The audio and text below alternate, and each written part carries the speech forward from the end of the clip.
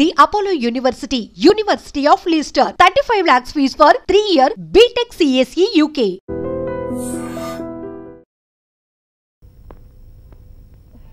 Yes, madam. Tell me your dream Sydney Sheldon book వచ్చిందా? Sorry, madam. Stock వచ్చి రాగానే అయిపోయింది. Oh shit. ఓ copy ఉంచమని చెప్పాను కదా. Sorry అండి. Oh. Hello, miss. Just a moment, please.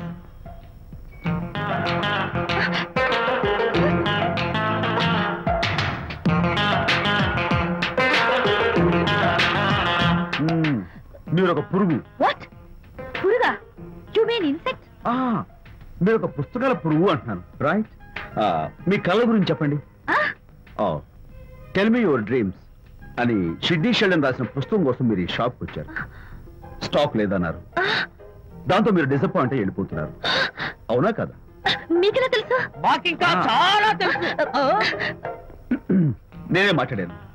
మరి మీ లిప్ కదలేదేంటి? లిప్పు కదలకుండా మాట్లాడడం నాకున్న special decoration. You mean ventriloquism? Yeah, ventriloquism. Okay then. నేను ఆ బుక్ కోసం వచ్చానని మీకెలా తెలుసు? Face reading. అంటే మీ ఫేస్ ని స్టడీ చేసి మీ మనసులో ఏమనుకుంటున్నారో చెప్పేది. అయితే ఫేస్ చూసి అవతల వాళ్ళు ఏమనుకుంటున్నారో మీరు చెప్పగలుగుతారా? యా, నాకున్న స్పెషల్ డెకరేషన్ అదే. ఫర్ ఎగ్జాంపుల్, ఈ క్షణంలో మీరు నా గురించి ఏమనుకుంటున్నారో చెప్పమంటారా? యా. వీడికి ఫేస్ రీడింగ్ రాదు, పాడు రాదు. నేను ఓ పుస్తకం కొనడానికి వచ్చానని ఎలాగో తెలుసుకుని నాతో పరిచయం పెంచుకోవడానికి ఈ వ్యధావేషాలు వేస్తున్నాడు అని అనుకుంటున్నారు కదా? అవునా? ఇప్పుడైనా ఒప్పుకుంటారా నాకు ఫేస్ రీడింగ్ వచ్చని? You're really great. Thank you. మీ కాంప్లిమెంట్ కి నా gift. Tell me your dreams. Take it please. Thank you very much. It's okay.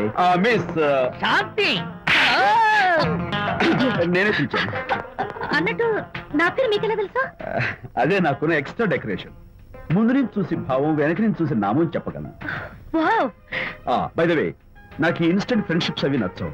So ఇక మీద మన పరిచయం డెవలప్ కాకూడదని, మనం మళ్ళీ మళ్ళీ కలవకూడదని కోరుకుంటాను. బాయ్. ఇంకో విషయం చెప్పడం మర్చిపోయాను. ఇక నుంచి మీరు నా గురించి అస్సలు ఆలోచించద్దు. ముఖ్యంగా రాత్రి 10 గంటలకి అస్సలు తలుచుకోవద్దు. చాలా డేంజర్. రాత్రి 10 గంటలకి.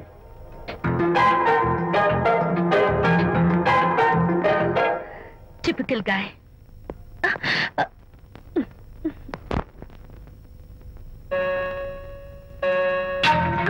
చూడండి, ముఖ్యంగా రాత్రి 10 గంటలకి అస్సలు తలుచుకోవద్దు. తలుచుకోను, అస్సలు తలుచుకోను.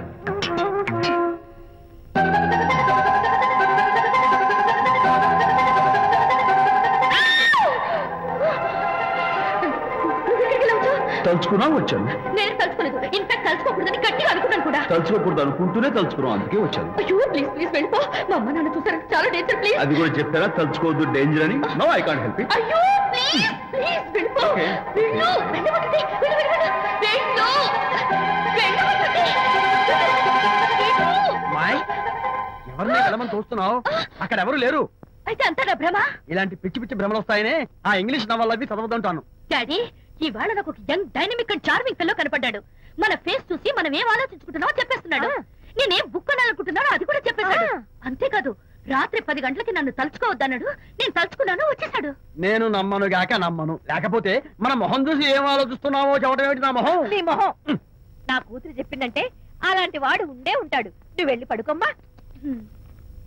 భర్త మాట గడ్డం వస్తే రౌరవాద నరకాలు పట్టిపోతావే పాపిస్తానా అన్నాడు సరళ తండ్రి తన భార్యతో ఈ నవల్లో. డైరెక్ట్ గా నన్ను తిట్టే ధైర్యం లేక నవల్ని అడ్డం పెట్టుకుని తిట్టే చవట సన్నాసి మీరని నాకు బాగా తెలుసు. పదండి పదండి. ఆ అమ్మాయి పడుకున్నావు కదా, ఏమీ వెళ్ళలేదు కదా. అమ్మాయి వెళ్ళలేదు కాబట్టి నేను ఏమీ అనుకోను. హలో, నేను విషయాన్ని మాట్లాడుతాను. బాబు, అనితమ్మ గారిని ఆ తాగుబోసు వచ్చినోడు తోసేశాడు. ఏమైంది? అమ్మగారు కింద పడిపోయారు. బాధతో మెలికి తిరిగిపోతున్నారు. ఓ మై గాడ్, నాకు చాలా భయంగా ఉంది బాబు. మీరు తొందరగా రండి బాబు. నేను వెంటనే బయలుదేరి వచ్చేస్తాను. ఈ టైంలో ఎక్కడికండి? అనేది కింద పడిపోయిందంట. నేను వెంటనే దగ్గరుండి హాస్పిటల్కి తీసుకెళ్ళాలి. వేరే ఎవరైనా తీసుకెళ్తారండి. ఇప్పుడు మీరు వెళ్ళొద్దు ప్లీజ్. అర్థం లేకుండా మాట్లాడుకో.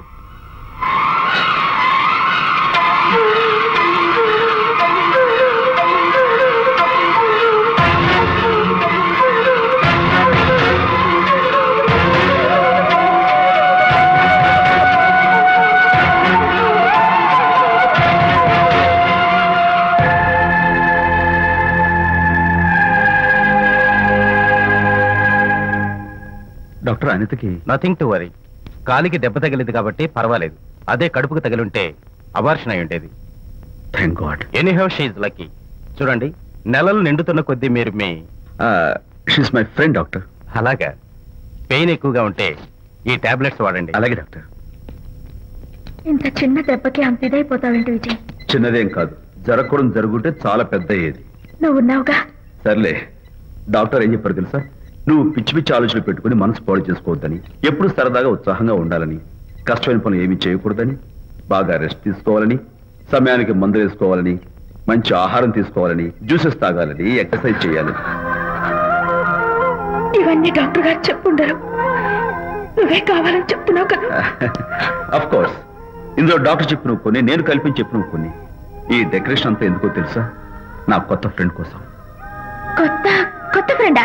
నేను కాకుండా? ప్రస్తుతం నీ కడుపులో రెస్ట్ తీసుకుంటున్నాడు. రేపు వాడు బయటకు వచ్చాక నా చెవి పట్టుకుని, ఎరా భడవా, మా అమ్మ నీ బెస్ట్ ఫ్రెండ్ అంటావే, మరి తను ఎలాగైనా చూసుకోవటం, నువ్వు చేసిన తప్పు శిక్ష ఉండో తెలుసా? నేను నీ బట్టల మీద, ఆ తర్వాత నీ మీద పోసేస్తాను అన్నాడు అనుకో, ఆ అత్తల సువాసనలకి, ఆ గుహాళింపులకి నేనేమైపోవాలి, నా బట్టలేమైపోవాలి. కాబట్టి అమ్మడు, నా లిటిల్ ఫ్రెండ్ కోసం ఇక్కడి నుంచి నువ్వు నా మాట వినాలి, తప్పదు. ఓకే విజయ్, నువ్వు నా తోడు లేకపోతే నేనేమైపోయేదాన్ను. నీ ప్రేమ అభిమానం చూస్తుంటే నాకేమనిపిస్తుందో తెలుసా? మళ్ళీ జన్మంటూ ఉంటే నీ కడుపున వచ్చి పాపాయిని పుట్టాలనిపిస్తుంది. ఇంతకంటే ఎలా చెప్పాలో? ఏ ఊరుకో. మా అనిత ఎప్పుడు ఇదొకటి అనితలాగే సరదాగా, హుషారుగా, అల్లరి చేస్తూ, గోల్ చేస్తూ ఉండాలి. ఓకే, ఇంకా మంచిరా. That's good. Come on, let's go.